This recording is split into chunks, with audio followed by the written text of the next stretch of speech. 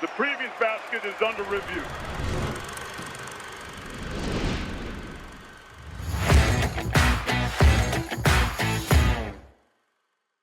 Welcome back to Stats by Will and Jim, the college basketball podcast that focuses on the numbers. I'm your host, Jim Root, joined as always by my esteemed colleague, Will Warren. We are coming to you proudly under the Basket Under Review umbrella, the emerging empire in the college basketball media world headed by Trilly Donovan. Please check out the site and the Discord if you haven't yet. It is only $10 a month to get you access to all kinds of incredible written content from Will himself and plenty of other great minds at Basket Under Review, and the Discord where there's constant chatter about hoops all day. This is a prime week for it with Feast Week going on, just wire-to-wire basketball, which means wire-to-wire chatter in the Discord. All kinds of great people giving their input on games. There's game threads, there's gambling talk, there's team-by-team individual channels where you can go and live in the misery of a fan base that just took a tough loss, or live in the glory of a team that had a big win. I will not say that I've done that, Will. How often are you doing that? I'm not going to say I haven't done it either. So just going to... Sometimes it's a cathartic experience to check in there and see the fan meltdown. I was unaware of Hater Jim. This is a great turn. Yeah, Hater Jim's You're one of the nicest guys I know. Hater Jim is a great twist. Hater Jim's quieter. Every once in a while, you get a couple of Saturday beers in him. Maybe Hater Jim emerges a little bit more with a passion. But yes, that is just one benefit of the Discord, Basket Under Review. Only $10 a month. Make sure to join that. Tell someone else if you've already joined it. Maybe gift it for a holiday gift. There's another idea. Give someone a membership to Basket Under Review. But get in there, Basket Under Review. It is the best college basketball community on the internet. Check it out. All right, Will, we are here, start of Feast Week. We're recording Tuesday morning for everybody out there listening. This is going to post Wednesday, which means we will have everyone's favorite segment at the end of the show, Will Stradamus, as he tells us what happens on Tuesday night before it happens. But that also means we only have results up through Monday for our typical episode here, where we'll go through numbers that stood out to us from the past week of college hoops. Will, how are you feeling as we start Feast Week? We did talk right before we recorded about the marathon that this is. It's basically like the opening day of college basketball, only 7 days in a row.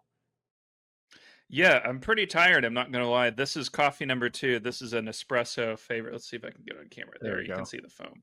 I don't even remember what flavor this is. But I was telling Jim before the show that this is like good prep for the tournament, except through the conference season, I forget how I felt during this. And by the time the tournament arrives, all the muscles have atrophied and I no longer remember like how to pace myself. So like yesterday at about, what time did the Houston game end? Like 8:30 Eastern? Something like that. Yeah. I was whooped. And I was just like, Jesus, I can't, I'm washed. And so I had to flip on the Panthers 49ers quarterbacking special to like reset my brain for a bit, and then fell asleep. But then woke up, in time for the late Maui and Players Era games. So okay, that's credit to you. You win some, you lose some. I sort of missed the very end of the Arizona State Texas game on Maui. It was like 1:00 Central, and I just was fading hard. But that's okay, I'm not a marathon runner. Will should be better at pacing himself than me, so I expect that. You would think. I caught like the last 4 minutes of Gonzaga, Alabama. I woke up in time for that, and then like some of the late games. But yeah, it's a pathetic showing on day one for me. I've got to get better. We're getting in the lab. We're working on it. This is the week to be thankful, after all. So I am thankful that all of this exists. But I'm not very thankful for my inability to stop going out fast, I guess, to use the marathoning. Yeah, understandable. Well, hey, we've got to leave room to get better. We can't be perfect on day one. Mm-hmm. We want to make sure you can, peak crescendo by the end of Feast Week and as the season wraps up. But all right, before we get into our 7 stat rotation, where we go back and forth with 7 numbers that stood out to us, I got to get you the trivia question, the stat of the day. I was looking this up for a number that will be in my 7 stats, but I figured because I was on the page, it was worth doing the trivia. Since the start of the 2023 season, so 2+ years, including the start of this year, Mm-hmm. Only 5 teams have 38 or more Q1/Q2 wins. Can you name those 5 teams? So you got to consider who's been awesome, what conference they're in. That's a subtle hint. But yes, the only 5 have 38 or more. And I'm hoping you can get a couple of them. I am going to say, just based on schedule alone, Alabama is probably one of these. Alabama has 38. They are 5th. Just because their non-con schedule every single season is bonkers. Yeah, even last year when they lost, or was it maybe 2 years ago, they lost 5 games in non-con, and it doesn't even matter because the SEC is so good, and they scheduled 10 Q1, Q2 games. Yeah.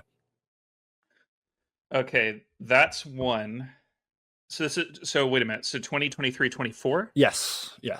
Okay, that's a big difference because I'm going to guess Houston. Houston is number 1, tied number 1 with 46. I figured if you went back a year, they wouldn't have enough in the American. Right, exactly. But yeah, they dominated the Big 12 to such an extent. They are tops with 46, tied with one other team. Okay, Purdue. 46. Purdue is the other one because you got that Zach Edey year, which is huge. So you've got number 1, number 2, 3. And number 5. Yes. Duke misses with only 34, and I think this is an ACC indictment. Just not enough big opportunities in that conference. Oh, I can't believe I missed Auburn. Auburn is 4th, 39, just ahead of Alabama. And I think if you don't come up with 3 quickly, you will kick yourself. Is it Tennessee? It is not. I actually kind of wanted to tease you into guessing Tennessee. That was part of the fun of this question. Is it UConn? It is UConn with 41. Okay, yeah, that makes sense. Very well done. So yeah, your top 5, Houston and Purdue tied atop, and then UConn, Auburn, Alabama, just missing Florida with 37, which surprised me because they weren't that good in 23-24. Iowa State and Arizona also just outside with 36 and 35, respectively. Tennessee and Illinois have 33, so they're right in that vicinity as well. Okay, that makes sense. All right, that is the trivia question for the day. But before we get into one more thing before we get into our numbers, a shout out to Home Field Apparel. It is the best place to get your college sports gear for this basketball season. They've got all kinds of unique logos, especially the retro ones and some obscure schools to have some fun there. On a bevy of amazingly comfortable gear, sweatpants, joggers, t-shirts, long sleeve shirts, sweatshirts, jackets, hats, whatever you can think of. And right now, for Black Friday, they have a 30% off site-wide deal with the promo code HOMEFIELD30. So go get some Christmas shopping done early, get some gear for your friends and family, use promo code HOMEFIELD30 at homefieldapparel.com and wear one for the team.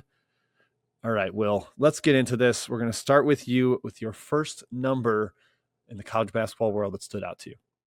Really dangerous to mention that home field code. I immediately went to the site to see what I could buy. All right, my first number here is 112th. What do you think this represents?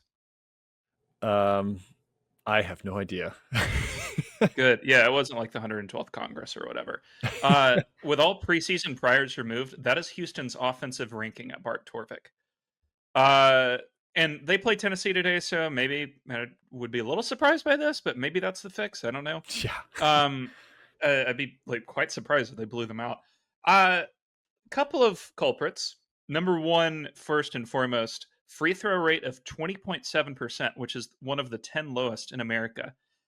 52.6% from 2 is not amazing, but that's actually 6% ahead of where they were last year. Admittedly, last year's was a tougher schedule because they had played, I think, Alabama and Auburn today by this point.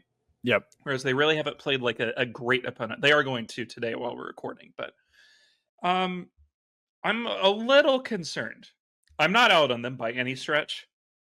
I think it's unwise to be out on Houston at this stretch of the year. Possibly because we saw this exact thing last year where they were 4-3. So I'm not there yet, but there's a couple of concerns for me. Number 1, I don't like how much JoJo Tugler's touching the ball on offense. I don't think that's his game. I am a little surprised that they made it to the start of the season believing that was his game. That I thought they were above that. JoJo Tugler, great on lobs and rebounds and all that, but him as a true post-up guy is straight up not working. His efficiency is very low. The post-up possessions in general are really low efficiency. I think Sanak is a bit more built for that. He at least has the jumper fadeaway to mix in. Yes, he loves that. Tugler's just he loves that fadeaway J. Yeah. Now he needs to power down a little bit more, but that's more to me than Tugler, who's just power. He doesn't really have a jumper. And I know, like, yeah, he shot threes, but it's clearly not his game. So there's no that. And a thing I noted yesterday on a radio hit I did, Houston really needs the third super shooter. So last year you had Uzan, Cryer, and Sharp. This year it's just kind of Uzan and Sharp. And while those two guys are still awesome, Fleming's not really much for taking threes. I think he's at 14 or 15 through 6 games. That's not like a small number, but 2 to 3 a game is obviously a lot less than Cryer. You kind of need one of like McCarty, Mercy Miller, Harwell, somebody on that perimeter to emerge as the third shooter. But the problem with that is then you got to bench, like, do you bench Tugler, who's pretty easily your best defender? You don't bench Flemings. You're definitely not benching Sanak, who I really like.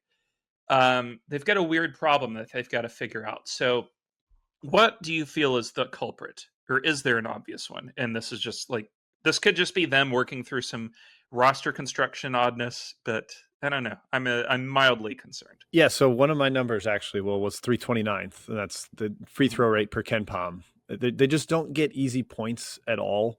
And this actually went up before I had this number stored before they played on Monday night against Syracuse. They were like 354th in free throw rate, and it actually rose a little bit in that game. But I mean, like, Tugler has sky high usage and he's taken 6 free throws and he's like all physicality. Why is he not getting to the line at all? That's concerning to me. They just don't have that interior scoring pop. I think the Jalen Roberts absence means as much or more to the offense as Cryer. Like, they don't have a guy they can throw it to, and it's just a lot of creation out of Cryer and Sharp. Uzan and Sharp. And without having someone they can throw to like the elbow, they've been trying to do that with Tugler, and he ends up just like flipping up half hooks that brick off the rim. So that hasn't been there. And then the kind of more concerning is they're only 45th in offensive rebound rate, despite not a great strength of schedule. This team has been top like 11 in this statistic every single year, 6 straight years, basically always top 5. And if they're not getting the same offensive glass opportunities and they don't have an interior scorer, they don't get to the free throw line. Why? Oh, it actually isn't 329th, the free throw rate. I don't know where I saw that, but it's 356th. So as you noted in your stat, they just don't get to the line. Where does the offense come from? How does it get fixed? Flemings was so dynamic against Auburn getting into the lane, but right now you just make him be a finisher. You force Sanak to shoot fadeaways. You let Tugler take any attempt he wants from the field, from the floor. I don't know exactly how it gets solved, and perhaps the defense is going to continue to be awesome enough to sustain it. But I mean, they lose to Syracuse if Syracuse makes any free throws. So yeah, I think there's definitely a lot to work out for the Cougars. There is, and I think a little bit of this could just be that they do have 2 point guards this year. Flemings actually is a good point. I've been really impressed by him, and I know he wasn't very good against Syracuse, but like, I thought he was excellent against Auburn. I think he's really done quite well in some of their other games. For him to have his first stinker 6 games in, that's okay. So I wonder how much of that is reorienting around having 2 point guards versus a true 1 in Uzan last year, because I don't know if you remember, the Cryer point guard minutes last year were a hard watch. Yes. So that is up. That's good.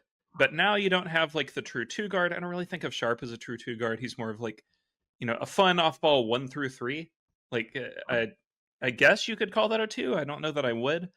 And then, like you mentioned, no Roberts is a real bummer. I think you can work Tugler into something that's like a facsimile of that by the end of the year. But the question then becomes, is that what you want? Because you mentioned the free throws. He is a terrible free throw shooter. I don't know that I want him at the line. Yeah, true. But then again, you want him drawing fouls, period, by any means necessary. So usually he used to do that off of offensive rebounds and putbacks and whatnot. But I just don't love running the offense through him. And I don't know that the other options are better in the front court. Like, Sacco off the bench is chaotic watch, to say the least. I'm not sure he could draw the hoop from memory because he never looks at it. Like, he doesn't even attempt to shoot. If younger listeners, 32 and under, will remember the SpongeBob episode where Patrick is explaining to SpongeBob via the radio headset how to drive. I think somebody in Houston staff is doing that for Sacco and how to play basketball. And that's fine. He's oh God, he's a senior. I misread. That's not fine. That's actually really bad. But as an energy big, that's not a bad thing to have. But you need more from your four. Senak, I think he's rounding into form. He's got a actually pretty good shot for a 6'11" guy. So, yeah, you just got to figure out who you are. And I don't think Houston knows who they are yet. Yeah, Sacco's taken 3 field goals in 76 minutes on the court. Actually, 78. Who is he? Will Warren? Yeah, he's just setting picks. He's getting offensive rebounds. He is a know your role all-star, to quote my old colleague Matty Cox. But like Senak, I like, but he's taken 3 free throws. He's got to use the physicality a little more. He does love to fade in the post. So this is a lot on Houston's offense, but I do think it is the limitation on them right now. And in their post-game interviews, Uzan and Sharp were like, we got to get more connected defensively. I was like, that's not really your concern right now. Your concern is the defense looks like a Houston defense to me. Yep. And they've got upside there too as Senak rounds into form, and you get a little more Harwell. Hopefully he gets more confident at this level. But the offense just has work to do. Mm-hmm. All right, so that was one of my numbers, Will. So we kind of overlapped on Houston. So I'm going to go right back to you for your second number. All right, my second one is number 1. This is, with all preseason priors removed again, Gonzaga's ranking at Bart Torvik. They're the best team in America right now. They beat Alabama last night by 10 in a game that I noticed a lot of people were writing Alabama on. Not that was a bad side or anything, but it's further proof to me that this Gonzaga team is legitimate. And, maybe this changes by the time this comes out tomorrow and they've had like a surprisingly close game against Maryland. But to my eyes, number 1, this is pretty easily the best team Few has had since Chet was on campus. Number 2, I did take a look at Torvik's non-conference rankings. So Gonzaga has been top 5, I believe, before in non-conference play twice. Both years they were the number 1 overall seed. That means something to me. So how much are you buying Gonzaga? How legitimate is this whole deal for them? And with that in mind, do you think it is realistic for them to eventually end this year as the number 1 overall seed? I'm buying it completely. I think the added athleticism and depth really jumps out watching them compared to last year. Like, just having Grant Foster out there and a lot more of Innocenti, like Jalen Worley, also a big athletic defensive wing. Guys that can make plays defensively helps balance out that Huff, EK sort of ground-bound interior duo, at least defensively. I mean, on offense, they're a supernova, those two, like the post-to-post passing and the floater game that both of them have, really soft touch around the rim. Just what they did to Oklahoma and to, at the time, basically full-strength Creighton, and then taking care of Alabama. I mean, neither team really made threes, but Gonzaga shot worse from 3 than Alabama did, and they still won by double digits. Found a way to pull ahead at the end. I think this team is completely for real. Just they filled in the blanks really nicely, and as Saint Supiri, that's how Spiro Ditas was pronouncing it last night. So I'm trying to try to get the Spanish flavor into it. Supiri, okay. Yes. As he runs into form at point, it just gives them one more added dimension of playmaking to go with the front court scoring. I kind of think like I'd make them the favorite to be the number 1 overall seed right now, just because Purdue is going to run into a tougher schedule. All the SEC teams are going to eat each other. And Gonzaga would generally think they'll go through the WCC relatively untouched. They've got a couple more big tests in non-con, but I'm a buyer of the Zags. Yeah, so 3 total projected losses for Gonzaga at Torvik right now. That's going to lead to a pretty darn good strength of record. So 4 games against top 100 comp: Oklahoma, Creighton, Arizona State, Alabama. One thing I'm really impressed by with them, aside from them owning the boards and the turnover margin, so if you combine those, they're something like plus 21 in turnover and rebound margin per 100 possessions right now against top 100 competition, which is you can shoot like shit and be completely fine if you're running up those margins. Yeah. And they have like 4 games here, 29% from 3, 68% from the free throw line, and they still have yet to play anything resembling a close game. And yes, I'm aware Alabama was close for a time, but Gonzaga pressed the gas late in that game, and it simply didn't look to me like Alabama had the extra gear that Gonzaga does. This could be, again, proven wrong by the time they play Maryland and Buzz does some buzzball stuff. But they look the part of me, number one, as at worst a top 4 team in the country, and number 2, as a team capable of being the overall 1 seed, running through their schedule. I mean, I'm looking at it right now. They've got 5 or 4 games, and we're going to exclude the Players Era final from this for now because we don't know who it's going to be against. If it's against Kansas, I don't think we can count it. But 4 games here projected within 6 points the rest of the way. Neutral Kentucky, December 5th. Neutral UCLA, December 13th. Road San Fran, February 18th. And Road St. Mary's to close out the season on February 28th. So, I mean, let's say they split those, go 2-2. That's a 29-2 basketball team. And that sounds insane off the tongue, but you look at how this team has played so far, and what's crazy to me is that the defense seems ahead of the offense, which is not at all what I'm used to with them. If the offense rounds into form, there is another gear there that they just haven't explored. So we really could be in store for a historic Gonzaga season if this keeps up. Yeah, they down the stretch against Alabama, they got stops on 6 out of 7 possessions from 4:30 left to 2 minutes, 1:30 left. That is not something I felt the last couple of Gonzaga teams could do against an offense like Alabama's, and the defense is just worlds better than it has been in the past. KenPom gives them a 6.7% chance of going unbeaten. And that's, again, without the Players Era final. That'll probably knock it down a little bit because that game will have, presumably, if it's against Michigan or Tennessee or Houston, all of whom have a chance to make that title game, that will knock down some of that win probability. But still really, really impressive that they're that loaded at this point. Quick story aside here, because we've been using the numbers 6 and 7 a lot in the last minute of this show.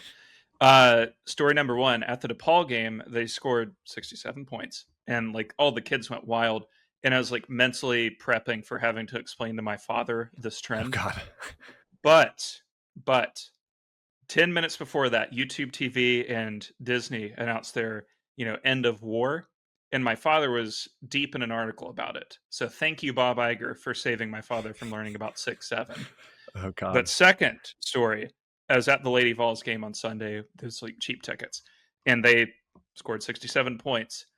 And I was deep in the middle of a mental crash out over the Lions, threatening to lose to Jameis Winston. Hey, they tried really hard. They tried really hard. They tried very hard, and I was I was going through it, to say the least. And I was well, at least the children doing the stupid hand signal is gonna save me, mentally. And then 3 kids in the whole arena did it. What? It's over.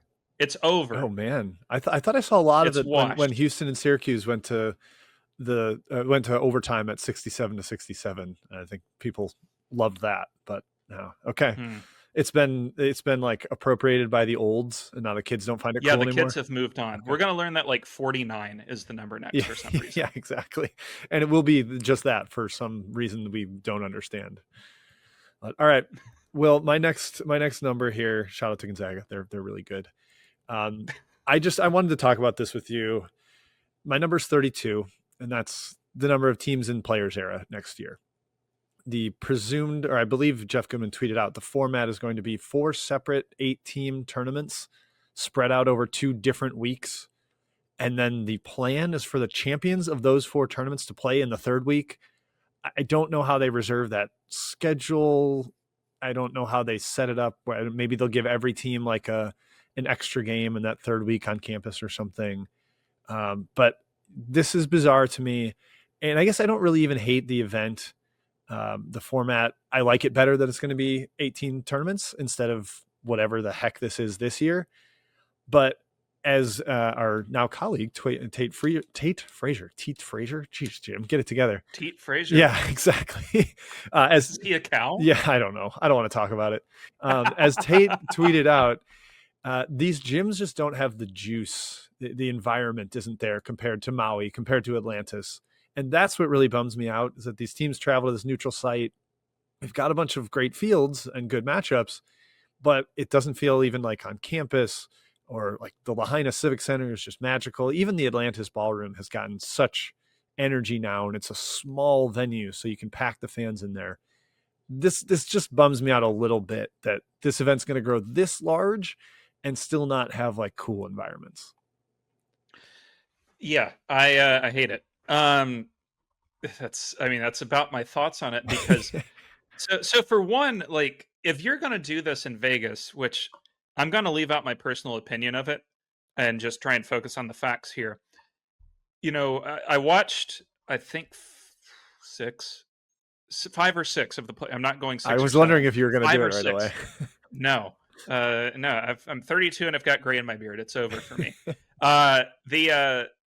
Watching the games, I don't remember a single game. And I had Iowa State fans, mentioning me on the Twit, the X, the everything app yesterday after I posted about how the NBA bubble had a better environment, which possibly a little too mean. But like, I don't think I saw a single game yesterday with an arena that was more than 40% full. And that is a huge bummer, because yes, I am aware the tickets are expensive. Yes, I'm aware it's like not the easiest week in human history to travel. But that doesn't like stop Maui or Atlantis or several other of these tournaments from having pretty good environments. And you want to know what the fix is? Not holding it in a fucking cavernous arena. Put it in a high school gym.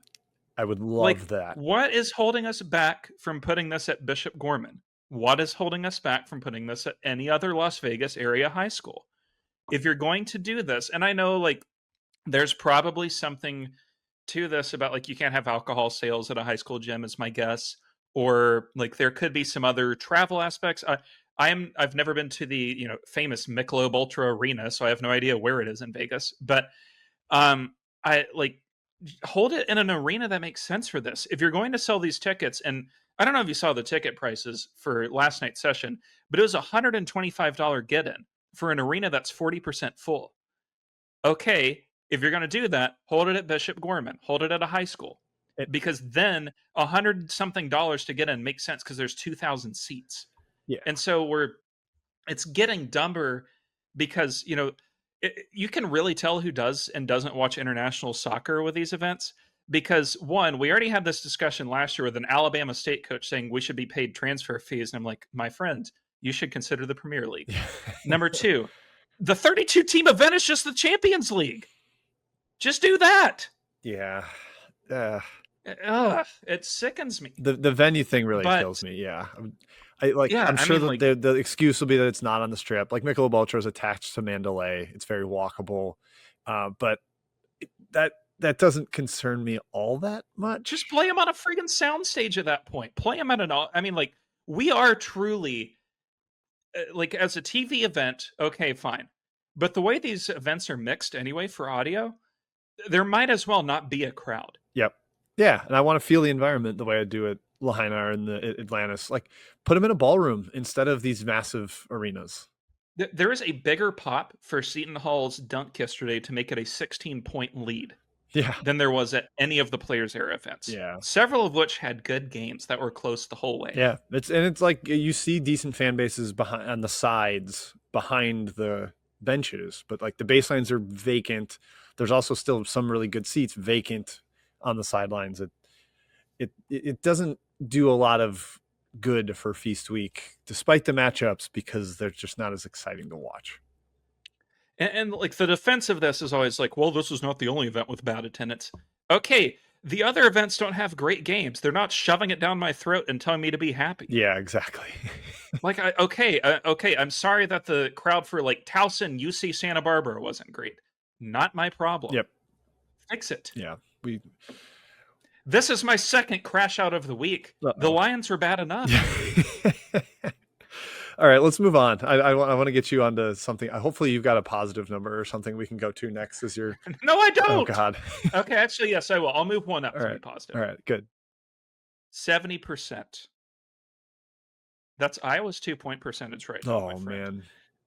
And here's the thing. I'm aware Iowa has not really played a good schedule. I know that they're going to actually, by the time this records, they'll have played Ole Miss, which in that event really should have been the final. I'm a little confused by the scheduling for whichever one of the various Acrisure tournaments this is. I think this was like they both wanted to guarantee they played each other. Like I don't know if they had say, but yeah. Which that aspect is fine, but that means the title game is objectively going to be worse than a semifinal, which is strange. Yeah, really bizarre. But either way, like I'm aware they haven't really played anybody good. I don't think it's their fault that Xavier seems to be really underwhelming, or that like Robert Morris wasn't quite up for it, et cetera, et cetera. But you read these 2-point percentages, like or the 2-point hit rates. I mean, in order: 22 of 32, 16 of 25, 26 of 40. That was the Xavier game. 20 of 26, 21 of 27. Even in practice, those are really good numbers that you're happy with. Or it makes you have really big concerns about your defense. But like I'm aware the competition has kind of sucked, but that still doesn't, cancel out the point that like their assist rate is super high. They're getting really high quality looks. I check this for synergy purposes, I think for the watch list or something, and they're top 10 in every shot quality statistic there. And yes, there's some like level of competition qualifiers, but that doesn't really change the fact that this is another Ben Collum offense that produces really good shots the whole game. They are clearly doing the right stuff. Like Bennett Sturtz looks awesome. Alvaro looks really good. This is also despite Brendan Housen being a significantly smaller piece of the pie than I anticipated.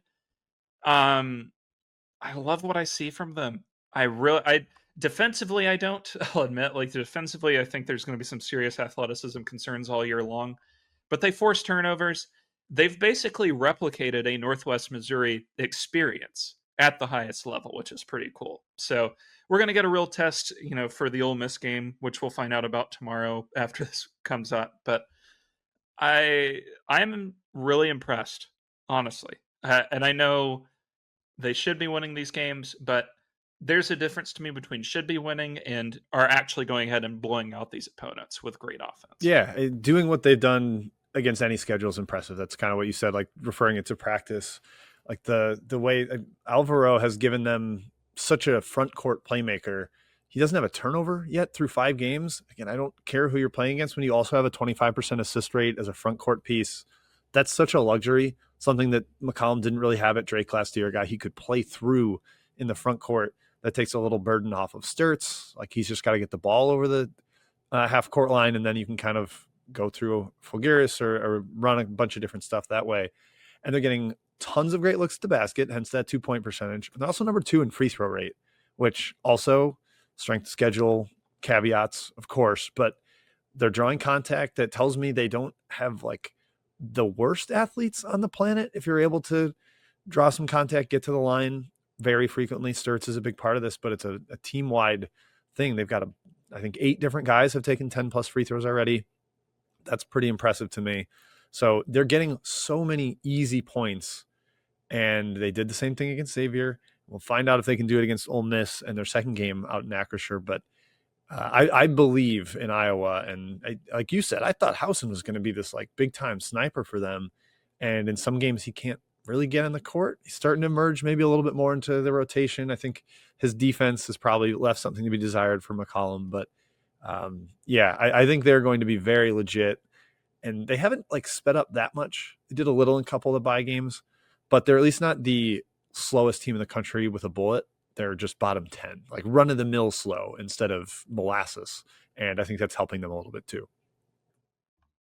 Yeah. And I know that Xavier is not very good, but Xavier has graded out as a top 100 defense so far. Iowa went 22 of 27 at the rim against them. Yeah. Hey, Xavier's shown up. They like had Georgia on the ropes, barely lost to them, and then they beat West Virginia. Like I know they started really slow, and we kind of made fun of them on this very show, but they've turned it around, and now it kind of looks like Iowa actually did something against a decent team. So perhaps they can continue that during Feast Week here. We'll have Will tell the folks what happened in that game during the final segment here. So, all right, my number 3 stat here is 82nd, and that is Purdue's 2-point percentage defense this year, a massive quantum leap from bottom 25 in the country last year. And yes, you could do some strength of schedule stuff. They played Evansville, they played Oakland, but they've also played Alabama, Memphis, Texas Tech, all away from home. They played Akron, who is an unbelievable mid-major offense. Per KenPom, they have played the 22nd hardest schedule of opposing offenses so far. Like they're not playing against slouches. And I know Clough is not a shot blocker, but just having additional size, they're more effective in that drop coverage. There's a little bit more of a deterrent from going to the rim. So they're forcing more mid-range jumpers. They're forcing tougher shots around the basket. You add all that together, and the defense actually looks national title good. I think there was hopes that it would, but to pair with the offense that is justifiably number 1 in the country and lit Texas Tech on fire, the defense is also good enough and currently top 20 at KenPom to be a national championship team. And I think it's because the interior defense has taken such a step. Yeah, I mean, a key part of that. So right now with TKR and Clough on the court together as the front court, just 24% of opponent shots are coming at the rim. That's a very, very low rate to be allowing. Once they get there, 64% hit rate, which is not great. They don't really block many out there together.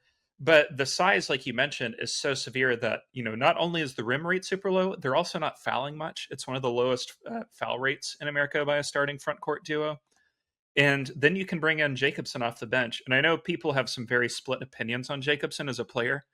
But with him out there, 17% rim attempt rate and 6% lower field goal success rate than Clough at the 5. So it's just better than I expected. I think they're handling it quite well. I do remain, a little concerned about how this is going to shape up once you hit Big Ten play. But even so, I do still really like what I'm seeing. It seems like an improved unit on the whole. Like right now at Torvik, they're first in offense, 31st in defense. That's pretty good. Like I know once we get to, let's say, what's the day after the Super Bowl? February 10th, February 9th, something like that? I think, yeah.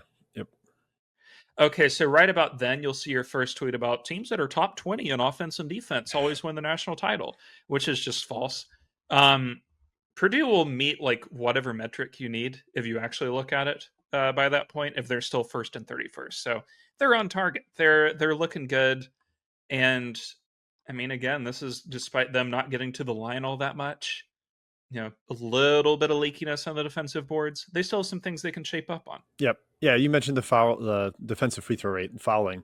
Like they were top 5 in not fouling the last 2 ED years. And then last year they got a lot more aggressive, fell outside the top 100 there, but ramped up their turnover forcing. And this year they've gone way back to the conservative, let's be in drop coverage, take away rim opportunities. And that's had a hugely beneficial cascading effect through the team.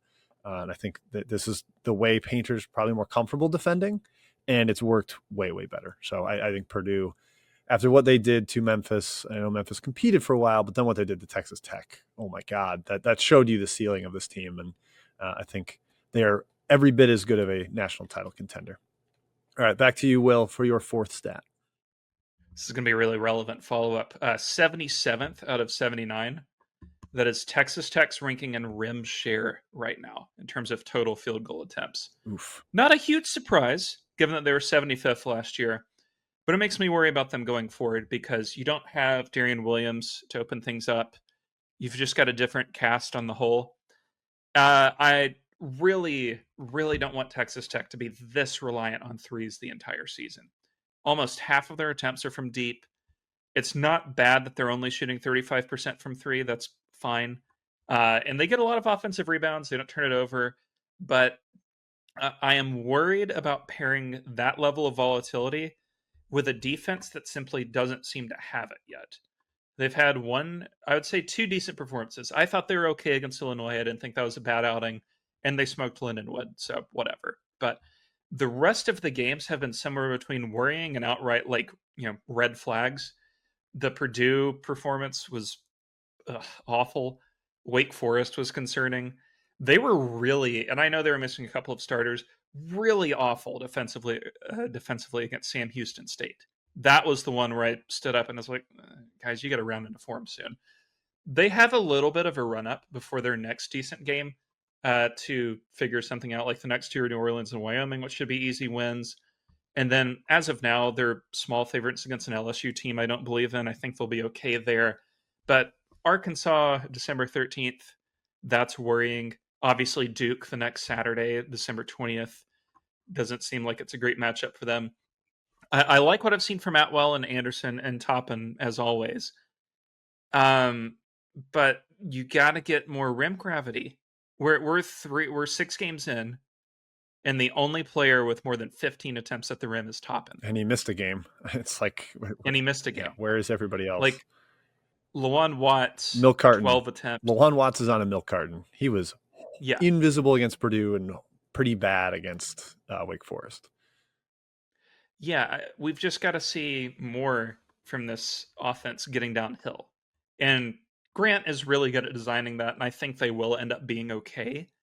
But this has not been the most reassuring start to the season for a team we both really believed in. Yeah, the guards really don't have much rim pressure. And not that last year had much of it either, but like McMillan could actually get downhill a little bit. Elijah Hawkins could get into the lane, not a great finisher at the bucket, but he drew a lot more defensive attention. And yeah, Darian Williams was just so much more of a powerhouse on the block, which I think they hoped Watts would be. And he hasn't quite been it this year. He had a really good game in Illinois, but in the Bahamas, 4 total points in 44 minutes, or excuse me, 4 per game in 44 combined minutes, just not really giving them that secondary creator, that downhill threat, the booty ball version of the offense. And that's what's probably most concerning to me, because I didn't think Atwell or Tyree Bryan was going to give them anything going to the rim, but they need a little bit more from Watts just as a rim pressure guy. And they also, the defense, they've got to figure out getting Bamgoy in there. Like, I know he's played 3 games, finally started against Purdue, and he's blocking shots, but the defense is still really bad and vulnerable, and they've got to have some coming together with that. And I know they had a lot of injuries in preseason. I think they struggled to have like really quality practices because a lot of guys were out. So maybe McCaslin's just taking time to get the pieces together. But yes, real warning signs for them. As a guy that picked them as the national champ in the preseason, I don't feel good, Will. I don't feel good at all. And one thing I will note is that they basically had this start last year. You know, they lost to St. Joe's, that little MTE, lost in a neutral to A&M, lost at home to UCF, which was just an awful performance. So this isn't unfamiliar territory for Grant and crew. They've had some struggle starts before, but I will say the underlying numbers last year were a little more reassuring in November than they are right now. Yep, agreed. They've got a lot to sort out there. All right, my number 4 number, Will, here is it's actually 2. It's 1.39 and 1.34, and those represent Utah State's points per possession against Tulane and Davidson, which, you know, they're not world beaters, but they're decent teams. Tulane and Davidson, they're like top 10 conference representatives, and Utah State just nuked them. They made 24 combined threes in those games, but really they were just elite inside the arc. The ball movement was dazzling. I can't believe how good MJ Collins has been after seeming like a washout from power conference play. He and Mason Falslev give them just a lethal wing duo. Gary Clark's been outstanding in the paint coming in from Texas A&M Corpus Christi. I have to applaud Jared Calhoun for this like rebuild, reload, reshuffle he did of the roster. And my goodness, do they look outstanding. They've got the VCU neutral site win. San Diego State got walloped by 40 and lost to Troy at home. Is Utah State now the favorite in the Mountain West? Yeah, I say yes. They're up to 27th at KenPom. I don't think any other Mountain West team as it stands is top 50. Utah State's favorite for sure. San Diego State's fallen 28 spots with their last 2 efforts, from 29th to 57th. Not ideal. I love what I see from this Utah State's. This team's like top 7. Not huge on Elijah Perryman just yet. I think he'll round into form as the season goes on as a freshman, but all the juniors and seniors look great. The funny thing is, Falslev really hasn't been false love yet. Like, he's been good, don't get me wrong, but he hasn't looked like a Mountain West Player of the Year just yet. The guy who has is Collins, who's been incredible. And a special shout out to Drake Allen, who like seems to be taking a belated leap as a ball handler, has really run the show so well for USU this year. I love what I see from them because, we've talked about some shooting stuff like, there's still room to roam for some of these teams. 36% for Utah State is good, but we have seen this Utah State team touch like 39, 40 in a season before. They could still end up shooting better than this. But the defense, especially, well ahead of where I thought it would be. Really impressed. They seem to have a different level of athleticism than they have in previous seasons. And that makes them especially intriguing as the season goes on. Like, for March purposes, they could be better than anticipated. I look at this non-conference schedule, it's really just one more game. It's road South Florida on December 4th, which is tough. But they could enter non-conference, or they could enter Mountain West play undefeated, which would be a really cool storyline. I think we're going to be seeing a lot of them this year. Maybe we should fund a trip to Logan. Yeah, I mean, the Spectrum is an incredible home environment. They never lose there. They're zoning a little less than last year. Last year, that was a big thing with Calhoun is, all right, we're going to revolutionize the zone. I think he brought an assistant from Northern Kentucky to try to install that. And this year it's 50-50 zone versus man. Last year was more of a 2/3 split towards zone. But that's allowed them to be a little more versatile. They're forcing still a lot of turnovers, but able to corral teams inside the arc more. And they're top 50 after last year being outside the top 150 per KenPom. So major improvement on that end. I think, to your point, the added athleticism with Clark, with Collins, Colby King is speedy, gives them a lot of speed there. It's been a revolution for them. We'll see if it upholds. I think maybe they're a little above their level right now at 27th in KenPom. I think they do feel more like 40th to me. But man, those two performances in Charleston were as good as you can ask for from a team at this caliber. Yeah. January 31st, San Diego State at Utah State. That kind of seems like the one to campaign for. Yep, very much so. And hey, Boise's been feisty, almost beat USC and Maui. But Mountain West not looking to be the Aztecs playground as I thought it was maybe going to be coming into the season. Mm-hmm. All right, well, back to you for stat number 5. Minus 13.66. That is the adjusted efficiency margin points lost for one Loyola Chicago since opening night. 140 spot drop in KenPom, which is easily the highest. Some of this, they've been unlucky. Opponents have shot 42% from 3, 81% from the line. Neither of those are going to hold the whole season. But that doesn't control a minus 13 combined rebound and turnover margin per 100. I just don't understand how this team is so bad, despite being really experienced, despite having Miles Rubin back, who I pinpointed as the guy P5 teams are going to try and tamper with during the season to get him to transfer. Could be the easiest thing they do all year at this point. I don't know that he would return for another season. They don't seem like they have a way of generating easy points offensively. Really high 3-point attempt rate, which is not bad in a vacuum, but also implies to me they can't get downhill. Really just ugly on the boards, 347th in defensive rebounding against a not great schedule, 298th in forcing turnovers. Rubin has been his usual great self in rim protection and has been pretty good offensively. And Justin Moore has not been awful. And I think that's the end of the positives. So my question, can they recover to put together a respectable season? And if not, how do you feel about Drew Valentine going forward? Boy, I don't think it can get respectable at this point. I mean, they lost by 17 at home to Northern Illinois. That was kind of a debacle. I mean, Mercyhurst was already bad enough, but then an in-state rival from Rockford comes over and just spanks you on your home floor. It's not a good edition of NIU either. No, not at all. It's ugly. I mean, they're currently the worst team in the country against the spread. They're not covering games by 17 per game. They're just not even close. No one can even keep up with how bad this team is. They look so disinterested defensively. And I know there is some bad luck in those shooting numbers, but a lot of them are open. it's just they don't keep people in front. And I thought they were going to have much better defensive personnel. Like Moore played in a good defensive structure at Drexel. Ruben dominates the rim.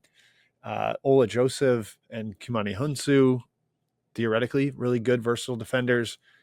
But I guess Daylock Tavares and Dominic Harris and Kate Dotson don't do a lot on that end of the floor.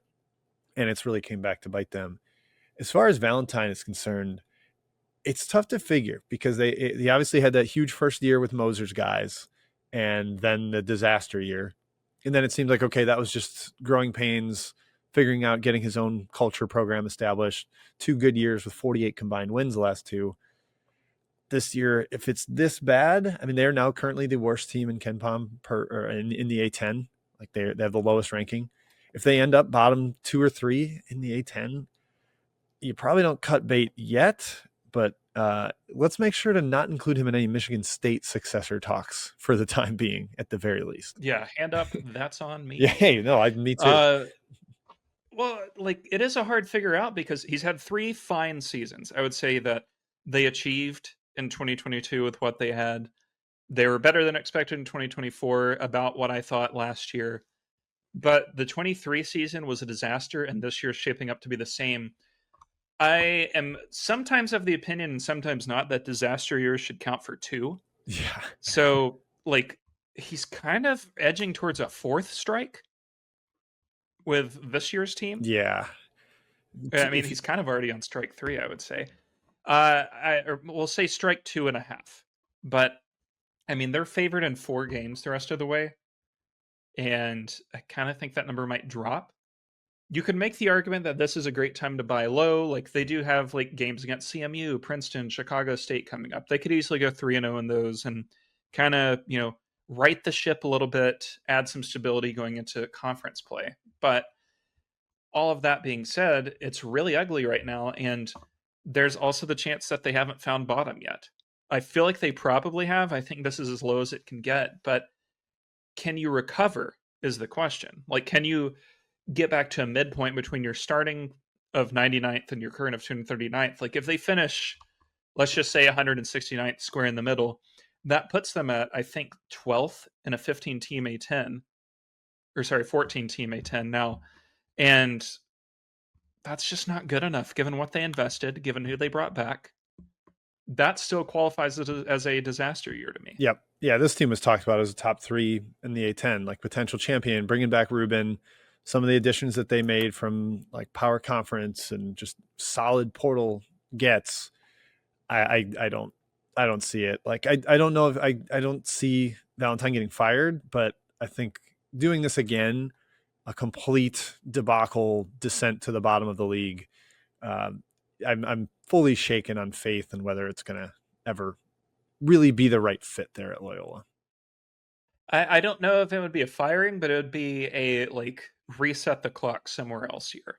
Yeah. I think you should like, and he's not going to get a good job out of it. But if you wanted to go to just scanning the rankings here for potential openings, I mean, let's say that like Jerry McNamara leaves for something from Siena. There are worse reset jobs than going there. Yeah. Or like if, like Dan Earl left UTC, go to UTC and just reset the clock. Yeah, I don't know if it's been a decent start for Eastern Michigan, but like if you wanted to get back in state, I know he's been there. Detroit just turned over, Central Michigan just turned over, Western Michigan looks okay, but one of those taking a MAC school job would make a little sense to me too. Yeah. Okay, my 5th number, 29.7%, and this might change. It might not be this exact number tomorrow for people listening, but that is currently Seton Hall's block rate after 6 games. I wasn't sure where you're going with it. That's exciting. Yeah, it is not sustainable at that level, but holy crap. Najai Hines, the freshman, is number 1 in block rate. Stefan Payne is number 4. There's been one team in the last decade to post a block rate over 20%. That was Walker Kessler led Auburn. They also had Dylan Cardwell, Jabari Smith. So to be at nearly 30% is crazy. It's certainly not going to stay that way, but I mean, they played a pretty good NC State team with a lot of power conference transfers, and they were swatting everything in that game. And before that 2022 Auburn team, the last team to hit 20% was Miles Turner, Cam Ridley, Jonathan Holmes, Prince Ebay, Texas. Every one of these teams has had a professional at center between Kessler and Miles Turner. I kind of think Najai Hines is going to end up being a pro prospect just because he's huge. He blocks everything. He's bouncy for his size. He showed off some footwork against NC State with this like one drop step through lefty finish that really wowed me. If Seton Hall is going to block this many shots and make it impossible to score inside, they're going to be competent and have a chance to be like fifth in the Big East right now. Like if they're better than Marquette at the end of the season, I'm not surprised based on the early returns here. What a tremendous get by Holloway and crew. So 71st in the nation. Those type of guys usually don't go to Seton Hall. So, I mean, that's a really good get. It obviously helps he's an in-state guy, number one guy in New Jersey. But you look at who they beat out for him. Like he had offers from Indiana, Kansas, NC State, Rutgers. Maybe that's not so good. But, still like a really good get. And I mean, there's an off chance he's a one and done based on this production so far. I don't know that that'll happen. Like we've still got a whole lot of a season to go. But so far, he's been one of the more impressive freshmen, definitely draftable based off of this. And like you said, USC looming today. It's not like USC's offense is the most beautiful production in world history either. They could block a lot of shots today too. That's going to be a crazy physical game, by the way. Number 1 versus number 3 in block rate. A lot of blood on the floor to mop up. Yes. So I'm really impressed by what they've done so far. The first 5 games against Q4s, those are always really hard to read into. But it does say something when you're that dominant defensively against them. But then to carry it over to the NC State game, really great job by that whole team. I was wrong. Shout out to the one guy who kept reminding me I was wrong. And not only that, but 7th in turnovers forced per 100 possessions. I like what I'm seeing. Yeah, I think they're going to be a tough draw in Big East play situationally. Maybe not every night, but there's going to be some nights where they catch you off of like a road trip or something weird schedule wise, and they're just going to beat the hell out of you. You're just like, I am not in the mood to drive and shoot into Najai Hines' armpit every time. Like that does not seem great. I mean, Holloway built defenses like this at St. Peter's, like high turnover rate, extend pressure, and just have an awesome back line cleaning things up at the rim. And that seems to be how they're built again this year. And yeah, I actually am buying them as like a top 65-ish team that can be in that bubble mix just because the defense could be top 10 in the entire country. I also like that floating Hines as a one and done. There's going to be some draft Twitter nerds that'll be like, no one's talking about Najai Hines backup center for Seton Hall just because the block rate's crazy. And if you get a guy that's that effective vertically, there's a place for him in the NBA. So sorry, Shaheen Holloway, You probably don't want me saying this, but yeah, he could be one and done. It is a little nuts that he went kind of this unheralded despite leading EYBL in blocks per game. I think he was at almost 3 per game there last summer. Yeah, so this is not an aberration for him to be doing it at this level. All right, Will, 2 more stats for each of us. What do you got for me?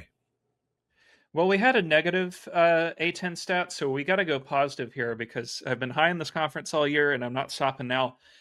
The number is 10. That's the number of A10 teams currently in the top 125 at KenPom at the time of recording. This would be the first time they've even touched 9 in the top 125 since 2014-15. That year, 3 bids plus 3 more in the NIT. This is the best A10 in some time. Their fans have had no trouble bringing it up on online that's the case. But, they're up to 7th now at KenPom. They're within 1 efficiency point, if you can just picture that in your mind, of passing the Mountain West, which would be a huge deal. Mm-hmm. There's a pretty real chance this is your best mid-major conference this year. And you've got St. Louis, who looks awesome. VCU, I know they have 2 losses, but they've acquitted themselves really well in both. Like, you're going to look back in February, there's not going to be any shame in losing by 3 to Utah State or by 6 on the road at NC State. Yep. Both of those are fine results, and they've smoked teams in the other 3. Now they have South Florida when the day this gets published. We'll see how that goes, but really impressed by them. George Washington looks the part of a very good team.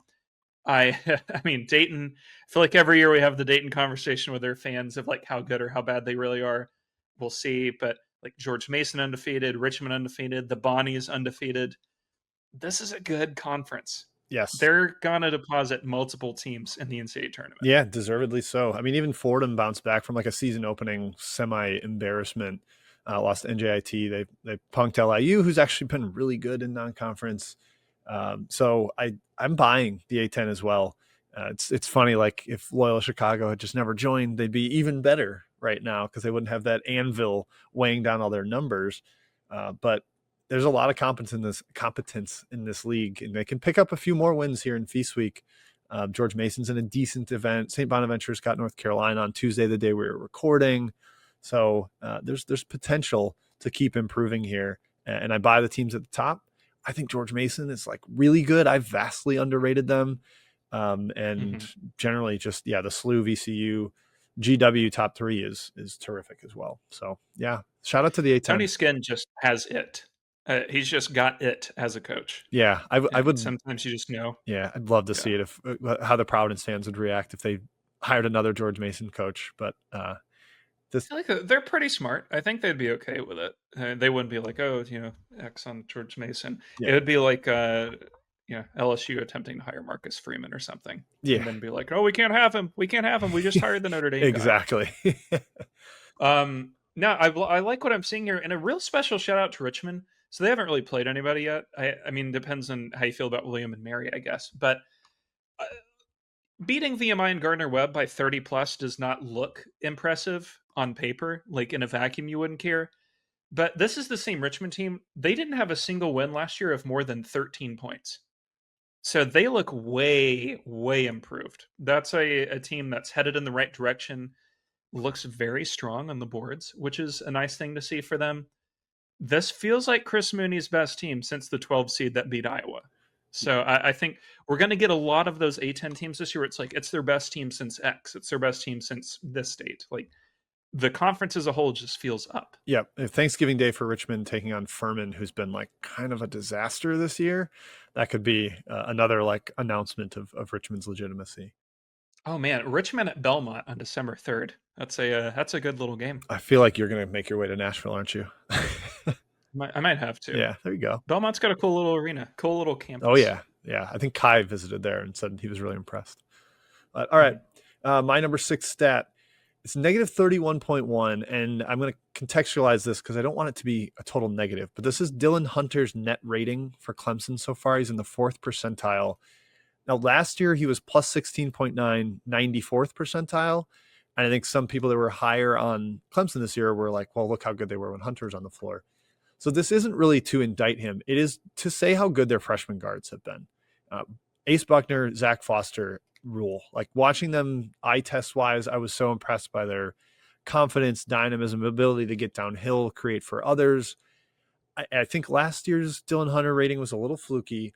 But now with these 2 freshmen coming in and playing the way they have with Davidson and Godfrey and Welling up front, it might even mean Clemson's got a higher ceiling than I expected just because these freshman guards are that good.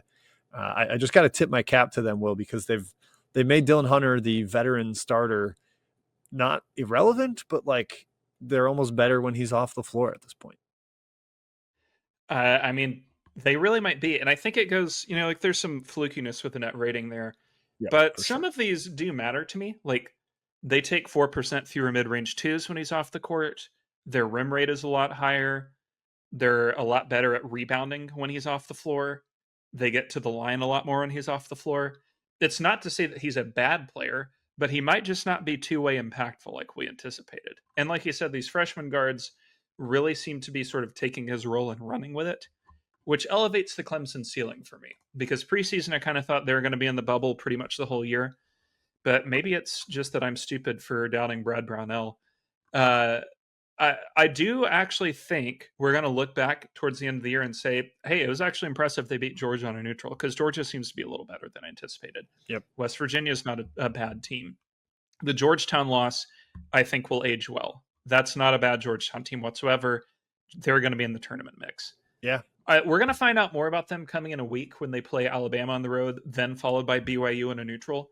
If they can pick off one of those, then I think we're going to have to start talking seriously about them, not only as like a tournament team, but like a home uniform team in the round of 64. Yeah, those are massive, massive games. And yeah, they're going to be about 5 or 6 point underdog in both that's a KenPom projection. But this is typically a really good underdog team because they grind you to a halt on offense. Brad Brownell's teams always force long possessions, and their style has traveled really well in the past. And I think they've got a chance to do that. 2 years ago, they won at Bama, I believe.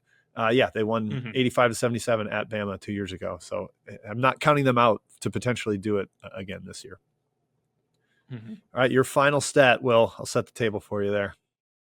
This one's been spoiled because I've put it in the 3MW AMA chat. Jesus. I've been chanting it at my walls. I've been going insane. This is based on a mix of Torvik and KenPom, and it's 10.5. That is the projected number of losses in the regular season for the Kentucky Wildcats. And so I have set the line here. I said over 10.5 based on numbers, based on everything I could find. I think minus 130, 135, something like that. So slight favorite.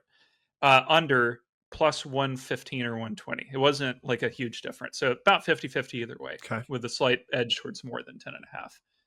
I bring this up because they've actually enjoyed some pretty good shooting luck so far. 28% opponents from three, 66% from the line. They still don't force turnovers. They've gotten, frankly, demolished defensively by the two good teams they've played. We don't really know when Quaintance is coming back.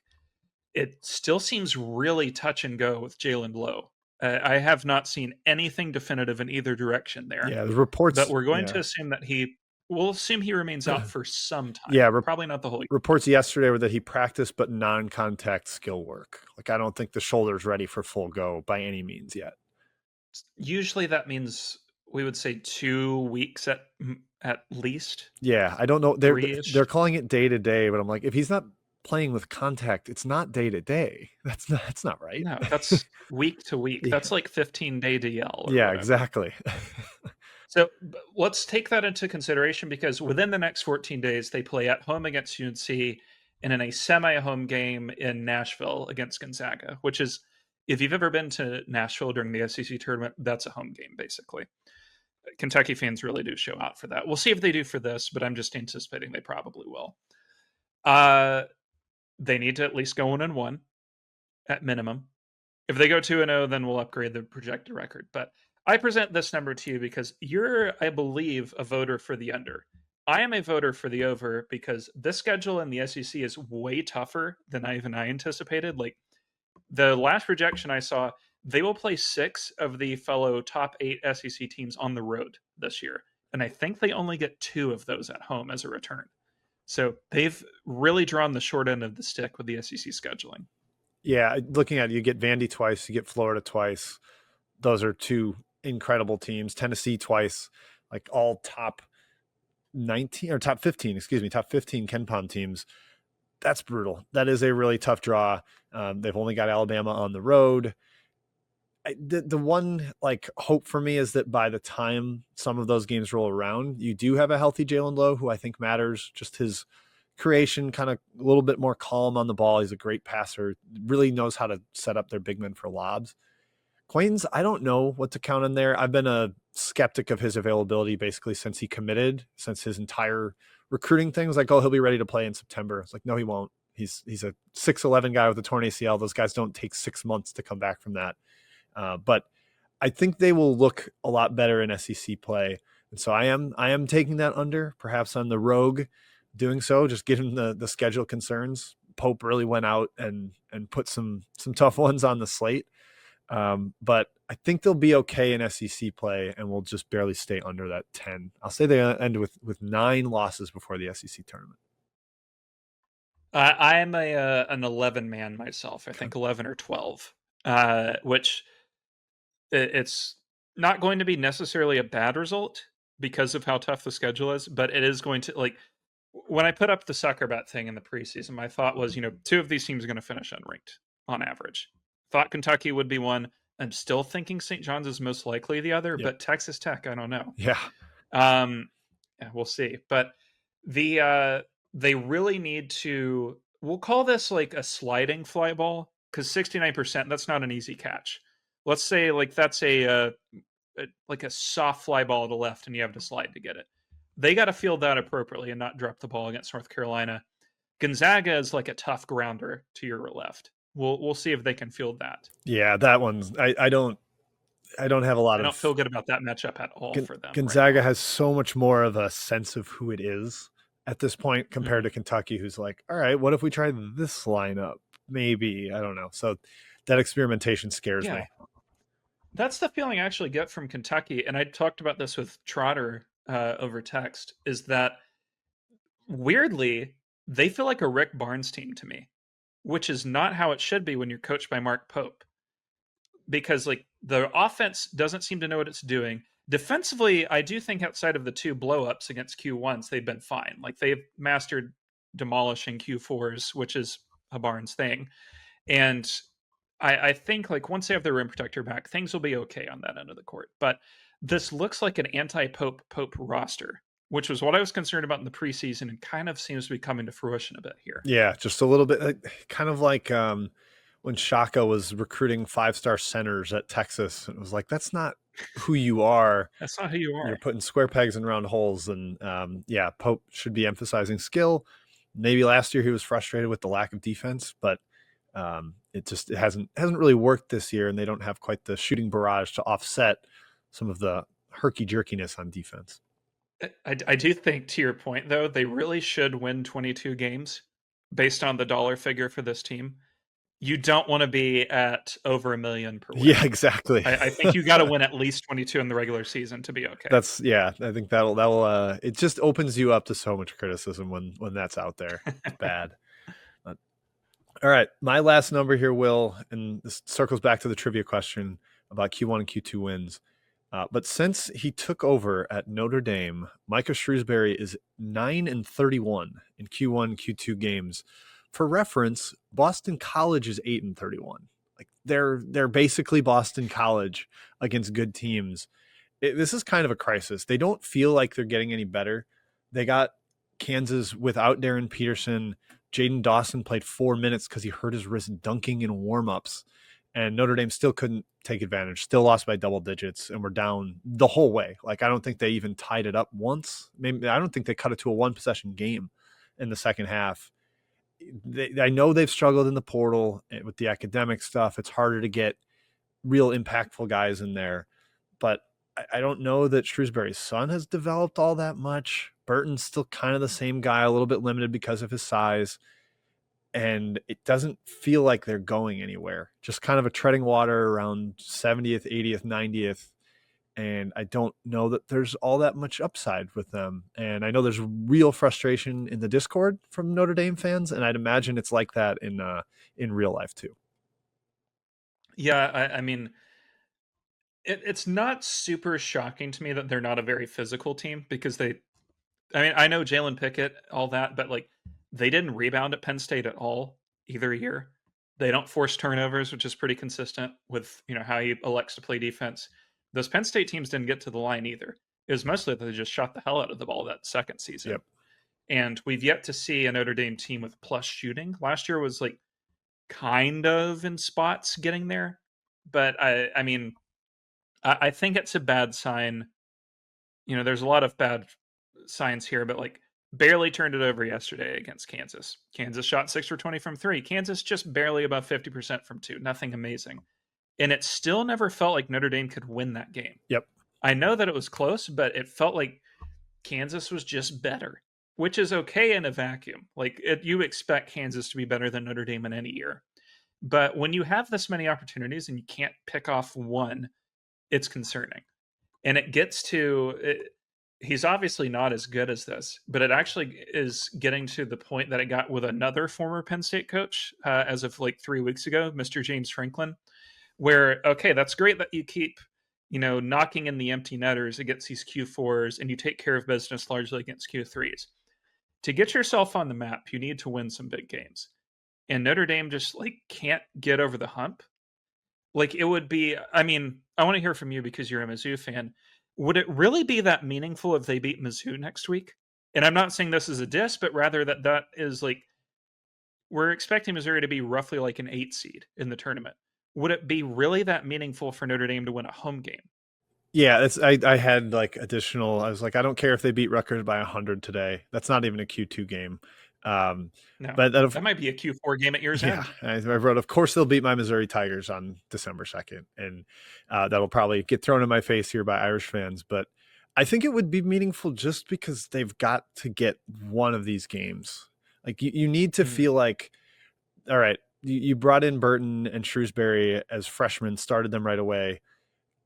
We need to see some progress as now that they're upperclassmen and juniors. And I know the freshman class is good again. They are still playing a lot of sophomores.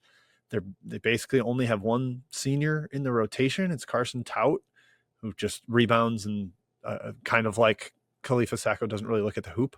But I just don't feel like they don't look crisp offensively, which was always kind of the praise for Shrewsberry, that he's got like an endless book of sets, having coached under Painter.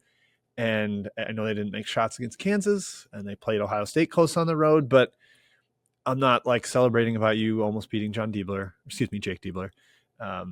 It doesn't feel like they've got any juice and they've developed the way that you expect them to from the build of 2 years ago.